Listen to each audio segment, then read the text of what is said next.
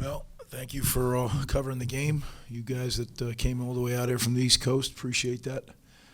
Certainly disappointed, but not discouraged. You know, we have really good core in our program right now, and we have a huge debt of gratitude to the guys that played their last game today, the seniors. They came into Rutgers when there was nothing to believe in other than us. We had no record to show for it. And unfortunately today we just came up a little short. It was a heck of a football game. Two really good teams that played really hard. And I would like to acknowledge just the hard work that our guys put into this preparation. I mean, everybody in the program, the coaches, the players, the support staff, our administration, everybody really stepped up. And I wish we could have given them a victory, but as I tell the players, in life, if you do everything you can to be the best you can be disappointed, but you have peace. And I know that this team did everything they could and just came up a little short. I feel bad. For them, but that's the way life goes. So we'll shake off the dirt and get back to work in a couple of weeks and continue building this program. So glad to take questions.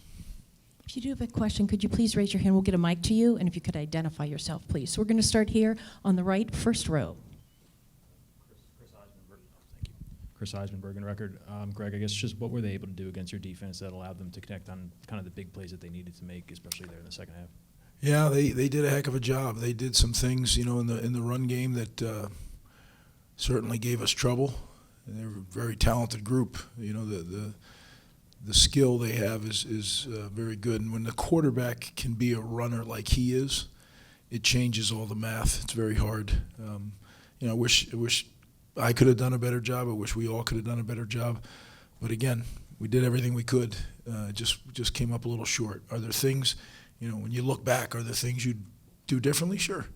But, that's a real luxury to be able to make those decisions. You have to make decisions in life as you do it. It'd be nice if you could make them as you look backward. That's not the way it works. I really feel good about our program. I feel good about our team. And I feel bad for them, but I feel really good about them. We'll stay here on the right. Greg, 82 yards in the second half offensively, one score in the last 6 drives. You guys were so productive offensively in the first half. What changed in the second half, and just why do you think there was such a stark difference? Well, as I said in life, things get rocky, right? So there was a couple things. They played better. We had some issues, that some of them were technical issues, some of them were coaching issues that we had to get Coach Shiraka down from the box, and because our headsets weren't working correctly, I felt bad.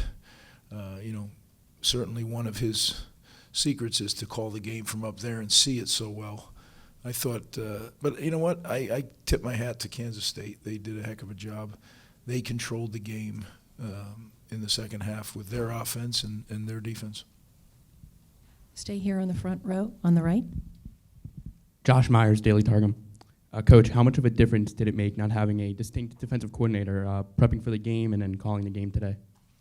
Well, losing Joe Harasimiak certainly wasn't a great thing for us. But look,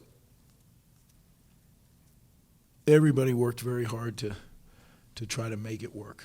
And, I'm not going to rush to hire somebody to do it for the bowl game. We're going to get the right guy for the future here, and we will. We'll get the guy that fits our program, fits our culture, and is an excellent defensive coordinator. I wish that I could have done a better job for him. I know the coaches feel the same, but you know what? As I said, you make the best decisions you can. You work as hard as you can. You put everything you have into it, and you got to let the chips fall where they do. On the right here, second row.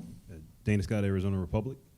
Just wanted to know about how the crowd was overwhelmingly K-State, but you guys were having a commanding lead, through the first 3 quarters for the most part. How much pride did you take seeing that, being that you basically were, fighting for yourselves and that small group of people that came from the East Coast, like you mentioned when you came in just now? Well, I think our players, you guys, those of you who don't know our team, we won the first 4, we lost the next 4. We had I lost count of the number of season-ending surgeries. And in this day of college football, most teams would have folded up the tent and said, we'll worry about it next year.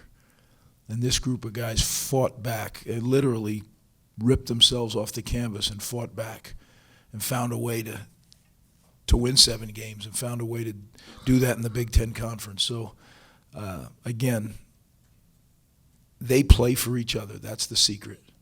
And when you do that, there's an extra strength that they can tap into. And it's very important that we continue to build upon that, right? That guys are unselfish in this day, in this modern college football, that you can have an unselfish group of guys who play for each other. And that's why I say I feel really badly for them, because they're great people. But it's life. You're going to win some. I told them this is the way life goes. And if you want it to be all rosy, you're living a dream. It's not going to happen. That's why this game and this sport, I think, are the greatest teachers for life. Front row center.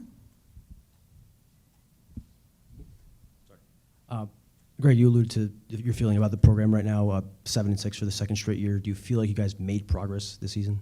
No, without a doubt. I mean, if you don't see that, then you're really struggling. Think about this is a football team that could have won 9-10 games if we were able to say moderately healthy. Not healthy, just moderately healthy.